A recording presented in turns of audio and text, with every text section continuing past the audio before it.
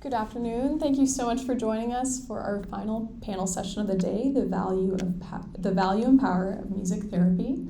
My name is Evelyn Vanderhoof, and I'm representing the Glenn Gould Foundation. We are the host organization that is currently launching the first ever World Congress on the social impact of music, also known as the Promise of Music. We have events all throughout the week in both this space as well as the Chrysalis Theatre. So make sure that you check out these two spaces on Friday again.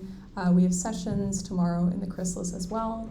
We're so thrilled that you're joining us, and we're looking forward to this panel. I'll pass it off to Sandrine Zuiderhoff, who will introduce our very distinguished panelist. Thank you, Evelyn. I never noticed before today that both our names rhyme, Evelyn Vanderhoof and Sandrine Zuiderhoff. So off to a great start. So hi, my name is Sandrine Zuiderhoff. Welcome to this presentation. I'm just going to say a few words about myself, just to segue into what's coming up. So I'm also a trained music therapist, just as our guest speaker today. And I recently founded a community-based music education program in Montreal with my colleague Camille, who's here today. But before that, I did work as a music therapist. Sorry, my notes are a little far off here, and my English is not as warmed up as I would like it to be yet. I just got here yesterday, so sorry about that. You sound great. Thank you. So my music therapist experience informs my practice now as a music educator, as a program leader, as a grant writer, as a music advocate. So it has been a really, really good experience in my career so far. Music therapy is a vast field of expertise from which we can all learn. So I'm excited for you to learn about what Jennifer does, and which is really inspiring. So it's an honor for me to introduce you to Jennifer Buchanan as a main speaker of this presentation. When I was fresh out of school as a young music therapist, I've had the pleasure of attending several of Jennifer's presentations early in my career in conferences of music therapy. Looking back, those presentations have certainly played a role in my idea of the feasibility of becoming a career woman in the domain of music. Jennifer was then and still is a strong leader model, an entrepreneur, and a multiplier of music, advocating and innovating in an impressive number of ways. Since 1991, JB Music Therapy has been a trailblazer in bringing music therapy to Canadians. Each year, their team delivers more than 20,000 music therapy sessions. That's impressive. Supporting people of all ages, from infants to those at end of life, across hospitals, schools, workplaces, and community organizations to enhance personalized care, strengthen teams, and improve quality of life across entire systems. Along the way, JBMT has been honored with the Patient Experience Award from Health Quality Alberta for excellence in patient-centered care, and has received major funding from Alberta Innovates to develop Well Played, Canada's first music therapy-informed digital mental health platform, now being tested in healthcare, post-secondary, and workplace settings. JB Music Therapy's founder is a past president and former executive director of the Canadian Association of Music Therapists, a current board member of the National Music Centre, and an affiliate member of the Matheson Centre for Mental Health Research and Education. She has been invited to speak at Health Canada, the Office of the Governor General, and the FBI's Victim Services Division. So today, Jennifer will share her perspective on the evolution of music therapy, past and future, with a focus on the power of partnerships, and then present a segue towards Music for Every Child, a very inspiring youth-led program. At the end of the presentation, I will facilitate a question period where we can all reflect around the parallels to be made between music therapy, universal access to music, music education, and international themes such as partnerships, funding, and program structures. Thank you. You're going to be hearing from Sarah and Lauren in just a little while for Music for Every Child. And essentially, I just want to give you the highlight right now. Everything I'm about to share with you, they are going to say that they're supporting it, and they're going to tell you a little bit more about that, and I'm so excited to be participating with them. Well, we all start somewhere, and my story started back when I was a tween, and Granddad had his second major stroke, where he was no longer able to walk or talk, and it felt completely uncomfortable to visit him. And I don't know if anyone else has had that experience before, where you're just not sure what to do. What compounded this situation is Granddad was the most miserable person I had ever met in my life, and I had no relationship with him whatsoever. And so knowing how to connect with him was something that was quite challenging. Well, Granny had an idea. She said, "Jen, would you learn your granddad's favorite song?" Super simple, and not always easy, especially when you don't have a connection to someone. I went in the following Friday, and Granny had pulled up a chair right in front of Granddad's bed where he was laying, and I had been learning guitar in public school, and Granny just squeezed my shoulder and said, "Go ahead, dear." So I started to sing his favorite song, which was really old then, super old now.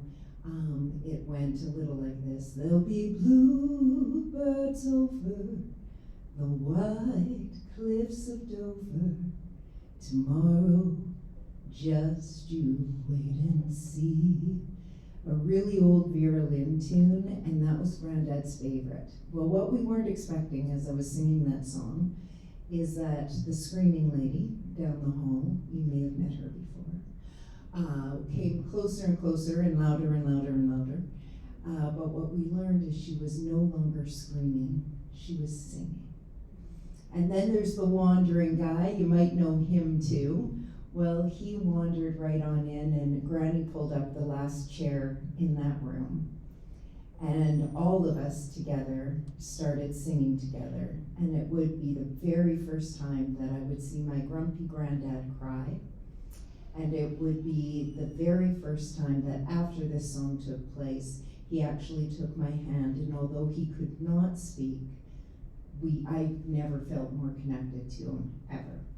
So, you may not have the exact scenario, that exact scenario happen in your life, but you've probably had something similar where this promise of music, this power of music, you know exactly what it is. As soon as you see that phrase, hear that phrase, you've experienced it yourself. Because what we know for sure is that a song is never just a song. And in my 35 years of practicing as a music therapist, what I can tell you is that nothing turns a stressor or a challenge more efficiently or effectively into something like a glimmer of hope or an opportunity or identifying somebody's strengths more efficiently or effectively than music. And I am completely biased on that. Okay. So I thought, I just wanted to tell you, so this is where we're at right now, and you heard that amazing number that we provide 20,000 music therapy sessions a year. That took, it's like 35 years to an overnight sensation. Like, it's been a really, really long time. There are no music therapy schools in Alberta, so we have to recruit every music therapist we've had. We've recruited from Europe, we've recruited from the States, we've recruited from South America, we've recruited across Canada, and it's very difficult. But when I started, I was all by myself. And now there's approximately 80 music therapists in Alberta. There's 1,200 across Canada, probably 900 of those are working. And it's still a small group. When you start understanding that music therapy started about the same time as occupational therapy, something many of us have heard about, physiotherapy, post-World War II. Music therapy has remained quite small. I don't have all the answers to that right now. Something about art, something about paying for art, something about understanding art in health. All those things have certainly been contributors, but the outcomes have been incredibly significant, and we continue to be on this trend of learning more and more.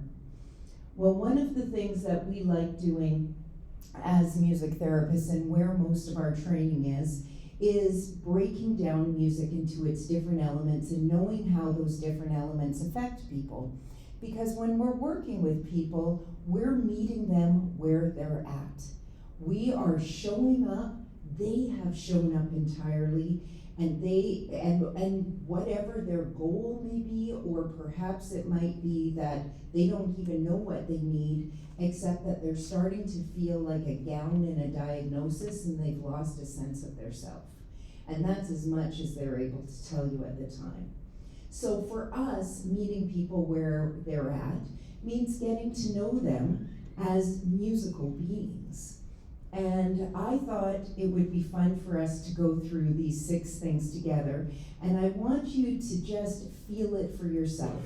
Because before we share music with other people, really identifying how music affects us, and I know we think about it all the time, but hopefully this will be a slightly different way that gets you even deeper into your expansive thinking that I know we've all been collecting while we've been here.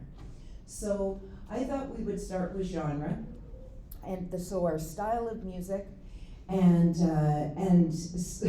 I have the opportunity right now that I'm working with a team on, you heard that I was working with victim services and the FBI. They're very interested in personality profiling in music and how that's actually connected, which is kind of fun. There's gonna be a lot of research coming out on that. Anyone who's on Spotify right now, and in December you get your Spotify Wrapped, and it says, here's what you've been listening to, and this is what you're all about. That's data collection. So just be careful with what you're sharing with everyone, because it is going to this place. Well, I took this exercise out of the Journal of Sociology, and this is a lot of marketing research. So I would like you to imagine, you don't have to turn to anyone or talk to anyone, I would like you to imagine that you are on a deserted island and there's one plug-in and you can be fully charged at all time, but you're only allowed to listen to 1 quadrant of music, okay? So you can only take that one, that's it.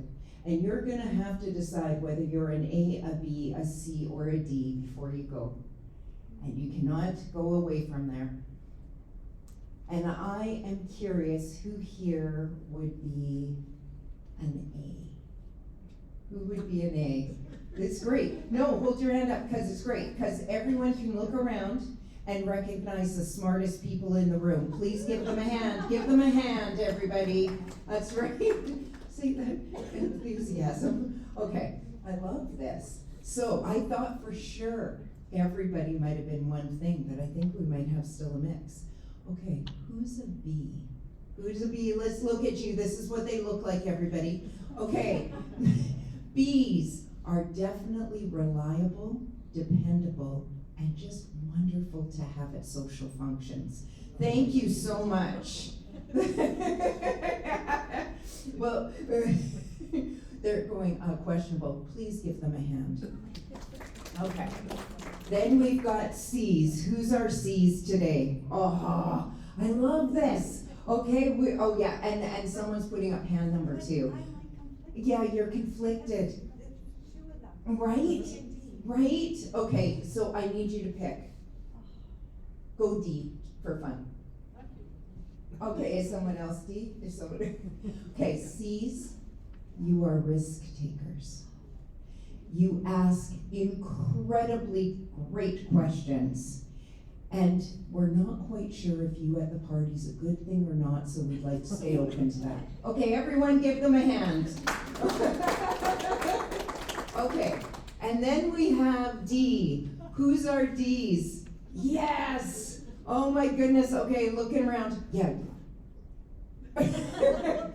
Our D's. I've got terrible news for you. The news is you're not yet diagnosed. But we're working on it. I'm sure it's gonna be fine. Okay. So, genre. Is this hard science? No, this is soft science, but there is evidence behind these sorts of questions. But what I love about it as a music therapist, it opens a conversation that you might not have had before. Some new thinking, some laughter, some humor, something can come out of these questions. Tempo. Well, we know tempo can make a huge difference. In music therapy, tempo alone can take someone from not talking to talking, not singing to singing. So tempo is incredibly important. And what I thought is, let's play 3 tempos. And I'd like you just to sit there and see how you feel as you listen to them. Okay? 3 different tempos. There we go. Oh, trigger warning. It's a metronome. So anyone with some history, I hear you. Okay? I just need you, it'll be short term and then it'll end. Okay, here we go.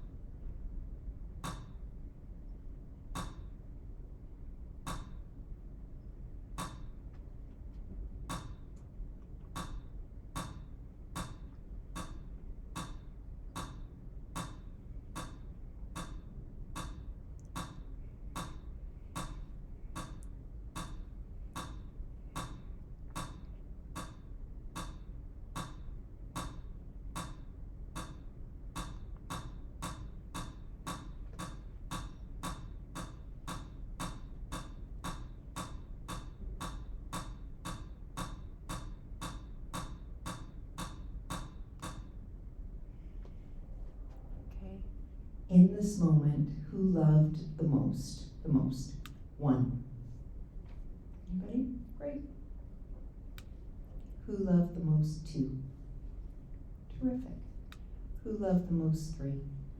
Oh my goodness, it was like all different. How is it possible that we could all be in the same room, all at the same conference, it's all the same time of day, and all of us are going to respond to a different tempo? This is why music therapy groups can be hard. I'm gonna show you, I take you to one of our classrooms that we work in, and you're gonna meet Shannon, the music therapist, and you'll see how she is using a slow tempo for a very active movement. Something to note here is that these children here, many of them have cerebral palsy, and so you're going to see a lot of movement. So they work at 100% capacity to really be able to do the movement that Shannon is asking of them through the music. But I see it as improvisation. We don't see these kids as having disabilities at all. Their bodies just move different. They just have their own unique tempo and their own unique music and rhythms that they bring into the world.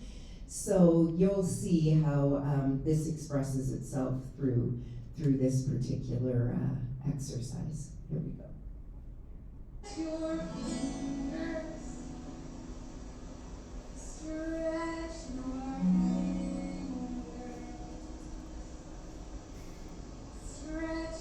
fingers, stretch your fingers, stretch your fingers.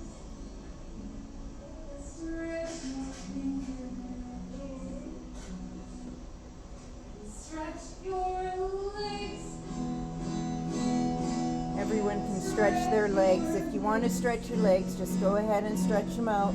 That's right.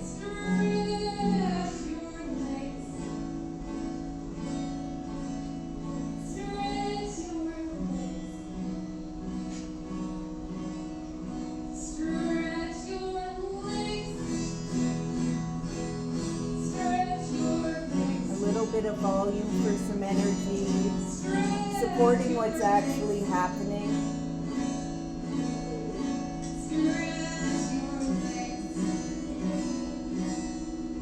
This one will feel good. And stretch your neck.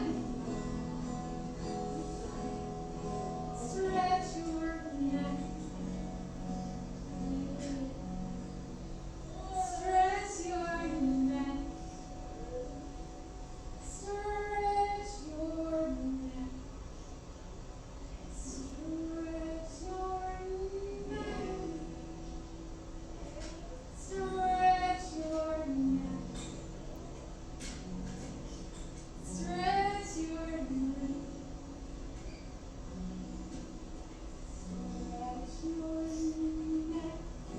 Then the tempo's going to change. And we'll head right over to tone. We know tone matters because someone in our life said, don't use that tone with me. And so we know that it affects people. With instruments, it also affects people. And I'd like to share with you a short story from Montreal, from Quebec, with Pascal as the music therapist. And this is with little babies. And here's how tone can affect a little baby in the neonatal.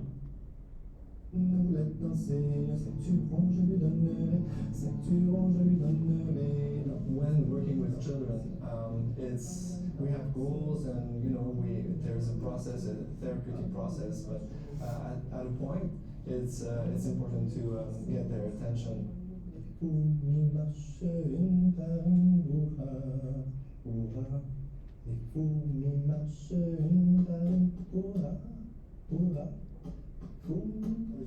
Kellyanne, she responds very well to music because it's one of her only ways to connect with the world at this point. She's blind. She got very accustomed to getting relaxed to music and then using the instruments. The more she develops, the more she's actually able to use the instruments for the sounds of them, but also for the tactile stimulation, because she loves to touch various instruments, and when she touches and there's a sound coming out of it, then she's an actor in this world instead of just being passive or receptive in her bed. That's also her way to socialize through the instruments, through music, and to communicate and develop. On essaye avec l'autre mec? Ouais, c'est ça. Ça, c'est le fun.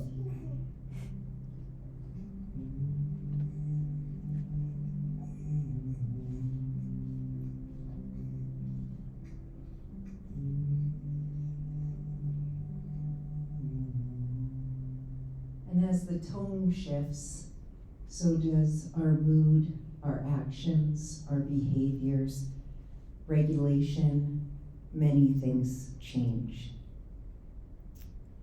Well, then there is groove. I skipped over melody. We'll come back to that. That's what you sing in the shower all the time. Those are your favorite moments in melody. Anchor songs could be that. The song that completely connects you to a certain time. But I want to show you two different videos for groove. Lots more research coming out about groove. Groove can be too fast and become quite cerebral for people, and they tune out a little, depending on who you are. Groove could also be too little of it, and same thing, it's just there's not enough happening, and so you start losing attention. But we all fall on that spectrum in a different place. What groove can also do is that it can connect with us and then provide some capacity. So I'm going to show you, 3 short video clips. The first one is going to represent being stuck. And although you're going to see a man with Parkinson's who's stuck, physically stuck, I want you to think about all the times you can feel stuck. Because I think he's representing how it feels to be stuck and what it sounds like. Then you're going to see him connect to this incredible resource we call music. And then you're going to see him unleash some capacity.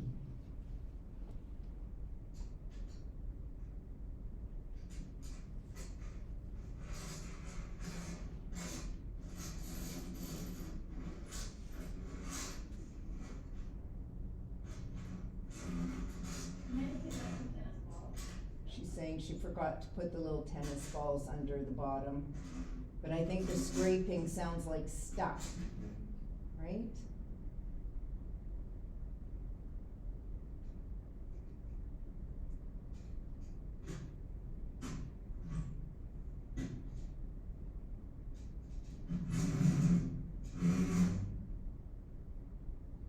Now we're going to see him connect to something that he's chosen, his personal choice.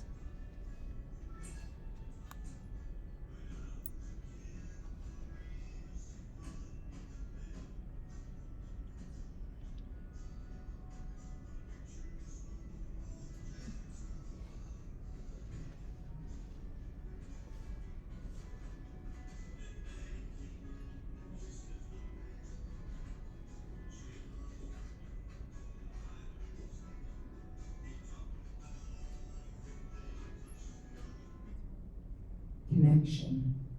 Third one, finding capacity. Keep in mind, This is only really 2.5 minutes later from the first one.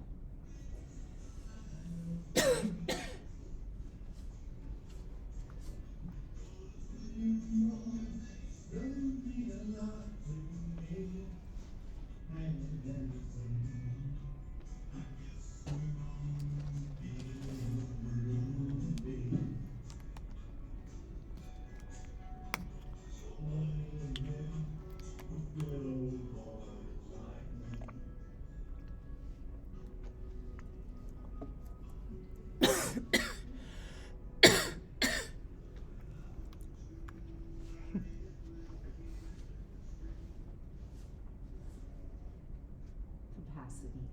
So from stuck to capacity is something that we see often in music therapy. And it happens quite quickly.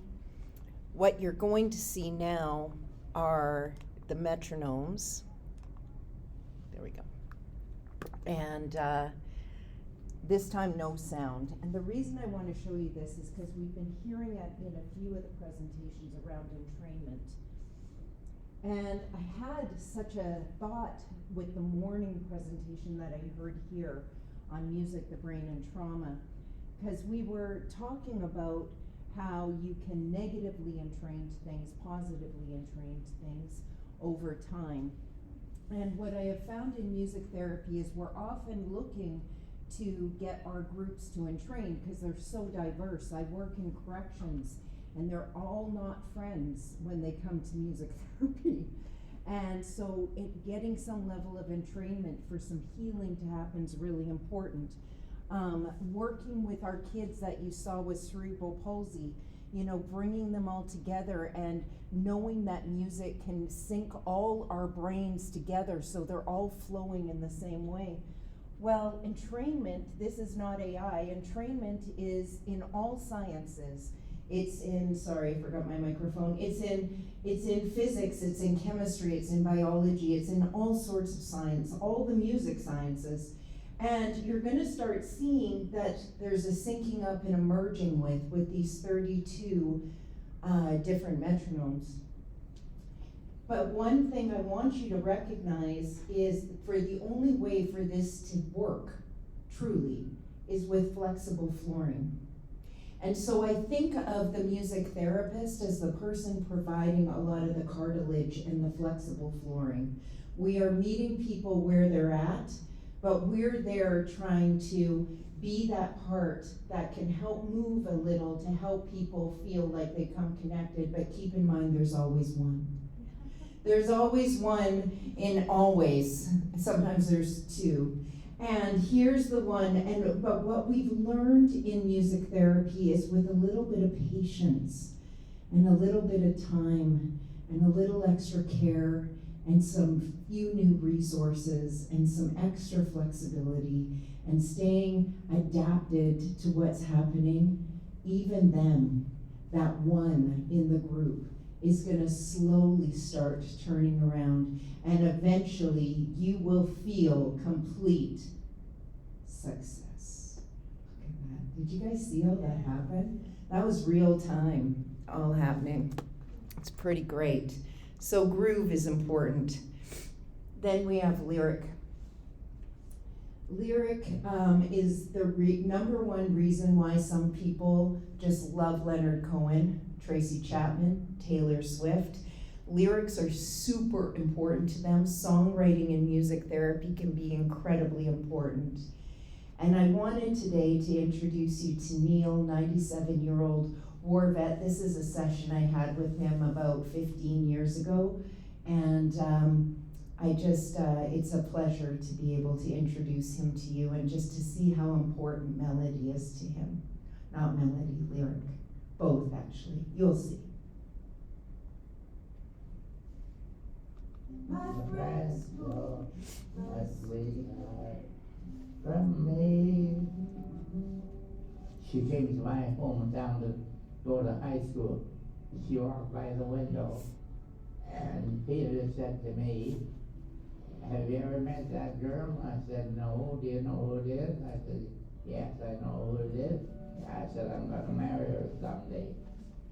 You always hear about dementia, Alzheimer's, people getting violent, and just being really, really hard. But it hasn't been like that. I was waltzing with my darling to the Tennessee Waltz. When he starts singing and bringing out all those old songs from him, I didn't think that he would still remember them. Music is anchoring those memories so deeply that when that music comes, it's not just the song that's remembered, but it's also the associated memories that went with that song. I'm in love with you. Did you have many sweethearts? Just one, And what was her name? Vera. And what was good about her? She was good looking, and she was shapely, and she had a daddy with lots of money. Teachers Convention last year, Jennifer came and she sang Bluebirds Over the White Cliffs of Dover. And I thought, oh my God, that would work. And so I invited her to come to sing for my father on his 97th birthday.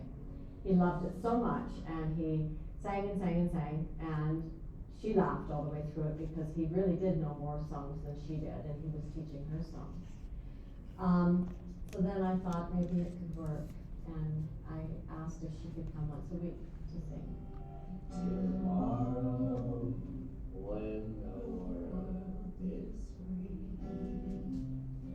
His mental pictures that he would have, we won't truly know what those are, but it was very evident as the song is being sung that he's somewhere else. He's not necessarily with me in that moment. You can see him turn his eyes over to the side, and he's gone somewhere else to those mental pictures, you know, in the front of his lobe, seeing them. and I know just how much I have lost. Every week I look forward to it, and it's just an hour of just pure happiness because he just sings and sings the whole time. And then he doesn't finish singing the whole rest of the day. He never stops the whole day after she's been here. Music can tap into that part that helps them feel I'm okay. Thank you, music therapy, for giving me my dad back.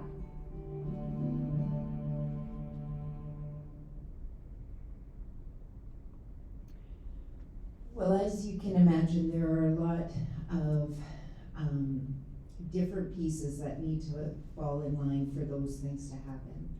First of all, the organizations in which we serve, be it an acute care hospital, a continuing care site, end of life, school, they first have to have a sense that this is something we want to provide to the people that are in our building, that it's serving our patients, serving our clients. So that's the first step. There's been a lot of education over the last 3 decades.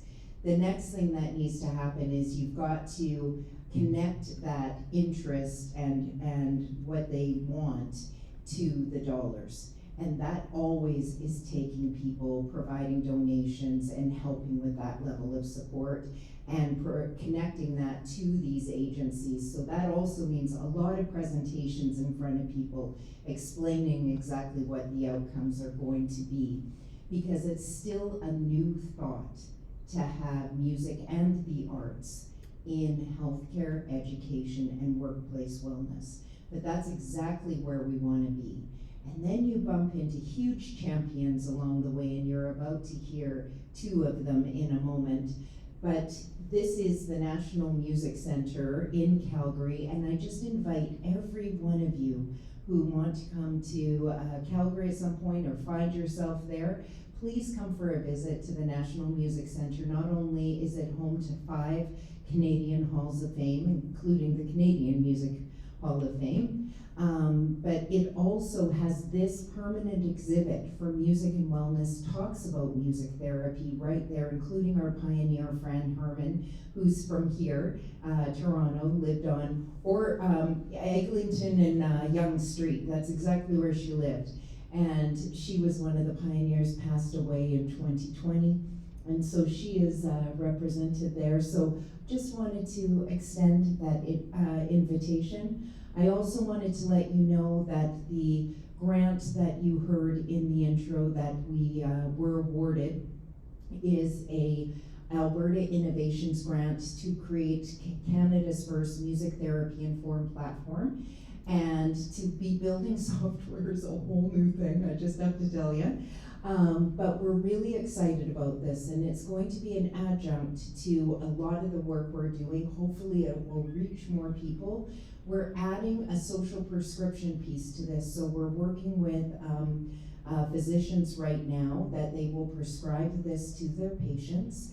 And when you go through this app and do some of the exercises, you'll also build some credits and be able to get concert tickets to the Philharmonic. You'll be able to go to the youth singers for some lessons. You'll get your Long and McQuaid tickets so you can go to buy a guitar at a reasonable cost.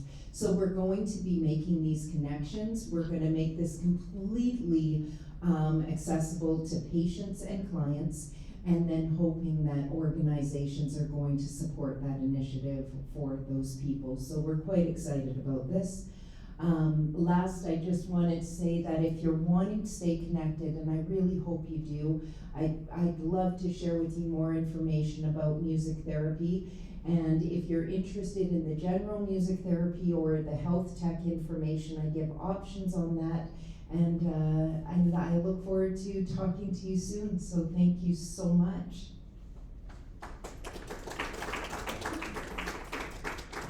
Thank you so much, Jennifer. So yeah, what a wide scope of intervention and music therapy can do. It's very inspiring to see how many people with different needs the music can address. So I'm going to invite Lauren and Sarah to present one other example of how music can reach different needs for the second part of this presentation. So you just got your slides ready? Okay, your slides ready. Ouais, j'ai mal au pied. Fermé. Pourquoi je fais ça? Ici. Ouais, c'était celui-là. Ok. Non, vraiment, tiens. Ok, just show. C'est pas.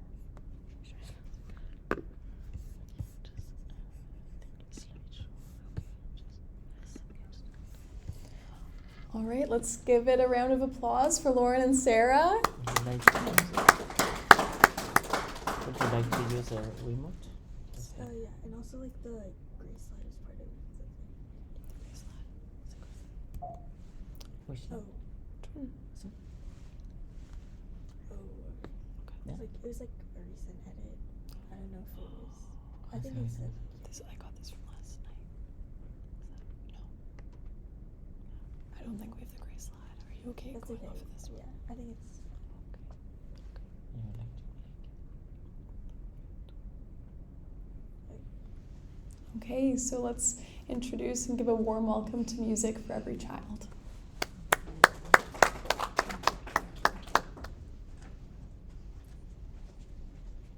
Imagine yourself as a child.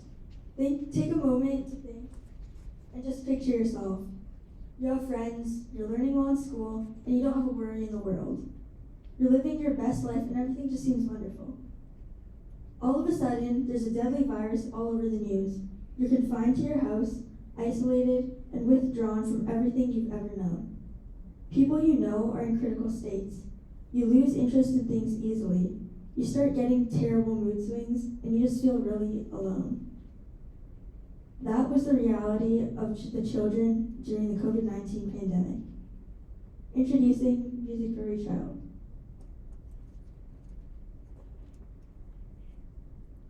So since the COVID-19 pandemic, youth mental health has seen a significant decline worldwide.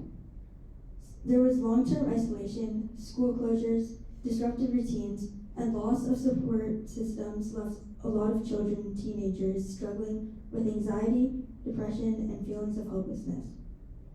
Studies have shown that symptoms of mental health disorders, including suicidal thoughts, have doubled since 2020.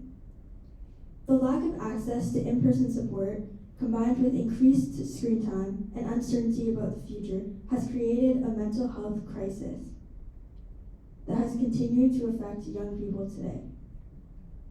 As communities work to recover, it is essential to prioritize youth mental health and provide safe and creative outlets such as music to foster connection, expression, and healing.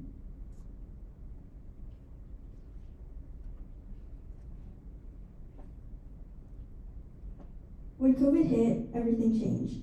I went from being busy, connected, and active to feeling completely alone. Once the isolation got to me, I stopped talking to my friends, I lost interest in things I used to love, and I started feeling terrible all the time. I remember some nights where my head would just really hurt, I would feel stressed, and I wouldn't really know what to do next. With the right people, I started getting back on track and things slowly got better. With music, I remember I would just play music some nights. I wouldn't really know what to do, and it would just make me feel better, and overall, it just make me feel more connected. There's no denial in the mental health decline, and it's important for us to realize it. Mental health is extremely important, and it's important to realize.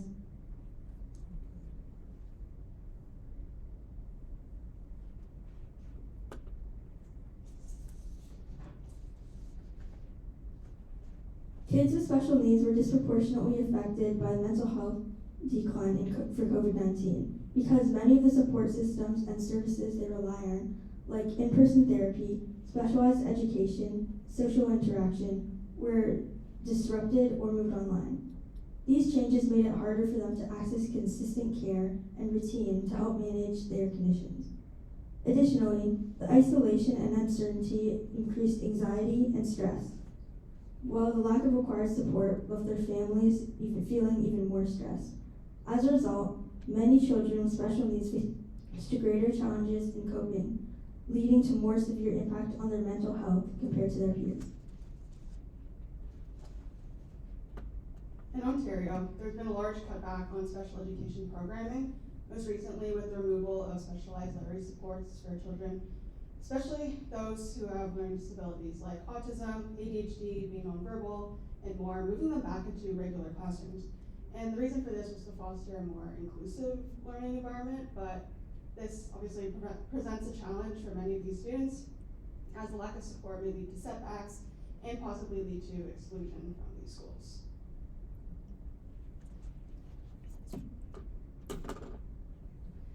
Music as a method of therapy has many studied positive effects, as Jennifer told us, such as regulating emotions, communication skills, and especially students with autism spectrum disorder and other developmental disabilities. And it's a universal language, so students who are nonverbal or who have trouble with social communication and interaction can participate and they can benefit.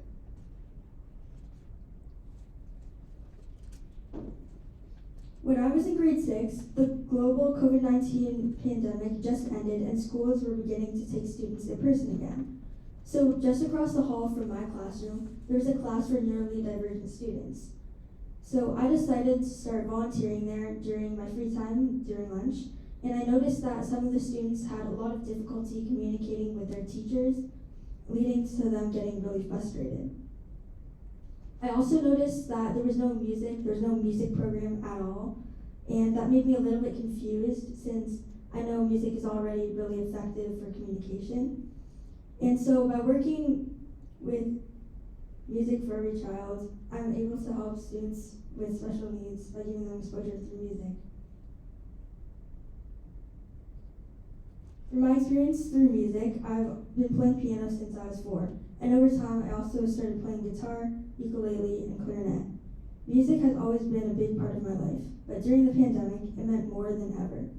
When everything felt confusing, heavy, and stressful, I discovered that, once again, playing music helped me feel grounded. It gave me a way to sort of let things out without having to verbally explain them. And it wasn't about like playing perfect notes, just about feeling something and not just feeling so alone. So music became a safe place for me, and I could express myself without even having to usher a word. So it was just there for me, even though I didn't fully realize I needed it.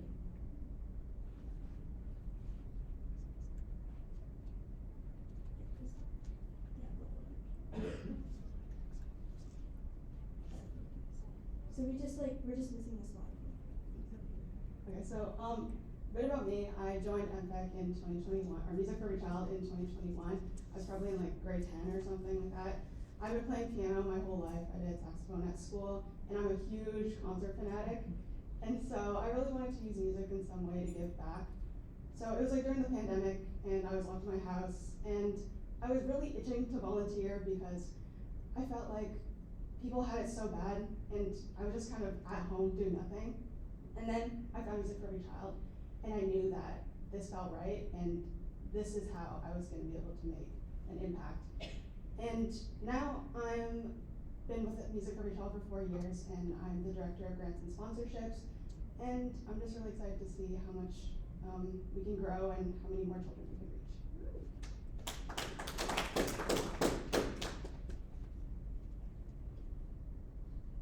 So the picture didn't load. But so in many public schools, especially those in inner city areas, musical education is usually underfunded or missing entirely. So for students with special needs, it's often just left out in the curriculum altogether. And that's a big problem because these are the kids who could benefit the most from music, not just as like a creative outlet, but as emotional expression, since it's a form of communication. It doesn't require words, perfect grammar, or typical communication skills. Music is a universal language, and that's what makes it so powerful for children who may struggle to express themselves verbally. So by bringing music programs to schools with fewer resources, we're not just offering a sound to an ear, we're offering access to identity, joy, and a voice. Music should be a right, not a privilege, and it's time we made it accessible to every child. Okay, so a little bit about our organization. Our youth team fundraises to bring certified music therapists into schools, and each week, children with special needs get the chance to take part in a 1-hour music therapy session. It's a safe, creative space where they can express themselves, connect with others, and grow through music.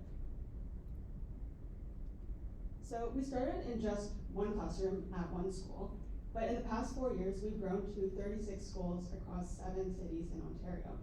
And this growth shows just how much the schools, parents, and kids value this program and how strong the need truly is.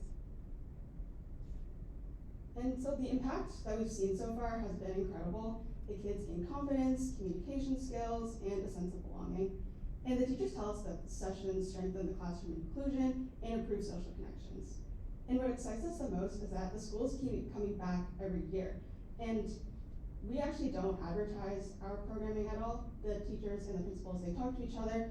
And we actually now have 13 schools on our waiting list, but we're waiting until we can grow so that we can serve them. And so what makes our programming different is that we're powered completely by young people.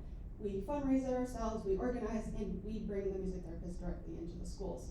But we don't stop there. Mainstream students are invited into the sessions as well, and this creates something that's even more powerful. Kids of all abilities are making music together, breaking down stigma, and building a more connected community. So at Music for Every Child, we're inspired by our incredible journey and how we see it in our music therapy sessions. So we see children who are shy or withdrawn, and they gradually start to open up, express themselves, and connect with others through music. These are really small but really powerful steps. We're lucky enough to see mumbles turn into laughter, silence turn into song, and confusion turning into certainty. So this demonstrates the true healing power of music, positively affecting everything in its path. Motivated by the progress, we've engaged over 300 youth volunteers in fundraisers like busking, booths, presentations, car washes, and concerts. Their passion and their smiles on their faces drive our mission forward, helping us reach even more children in the need of this life-changing experience. We have seen the enormous need for music in the world, not only as a source of joy, but also as a force of healing, connection, and empowerment.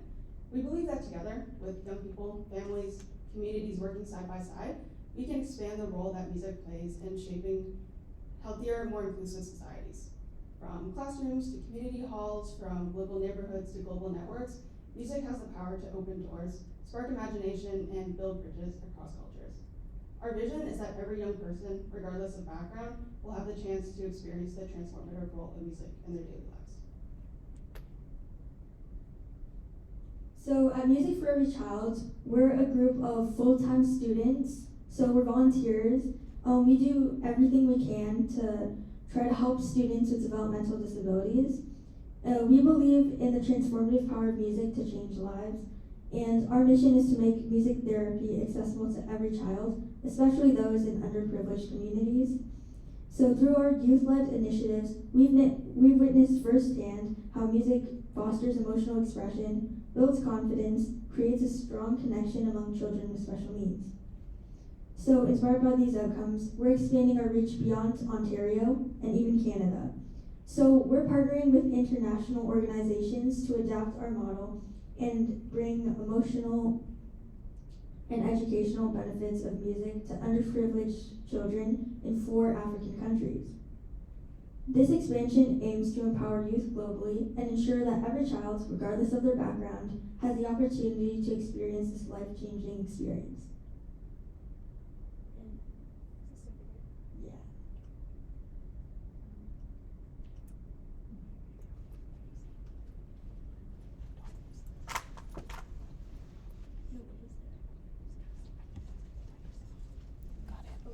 Hello, my name is Naomi Michelle Chala, currently serving as a Chief Program Officer at the Charitable Fund for Community Development, commonly known as CICO in Liberia. We work primarily in rural Liberian communities, where many children face barriers to quality education due to high dropout rates, overcrowded classrooms, and low motivation to learn. In these communities, children often face challenges that prevent them from realizing their full potential. The education system is limited, and many students struggle to find the joy in learning. Music is not just an art form. It's a powerful tool for communication, creativity, and engagement. And we knew it could spark joy in our classrooms. Through this partnership, we aim to bring the joy and benefits of music into our educational programs. We are starting with a group of 6-year-old girls, introducing them to the world of music and creating an environment where learning becomes fun interactive, and meaningful. We had a connection to music. We all play like an instrument, and we understood how music is like a universal language and helps us connect. And personally, like music has helped me get through so many like setbacks during COVID. Just having music in my life, I was blown away by its amazing power to connect others and communicate beyond words. Even my dog would occasionally pick up on the music and would sing while I played the piano. I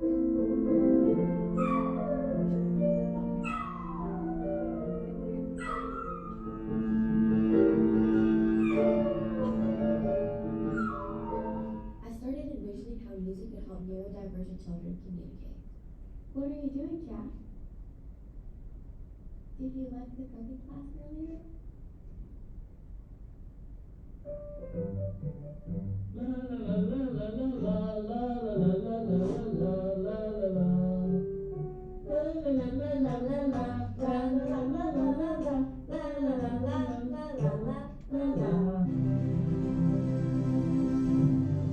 As we come together, I'm reminded of the profound belief that my mother held in the transformative power of young people. She recognized their unique ability to challenge the status quo and push for a more inclusive and compassionate society.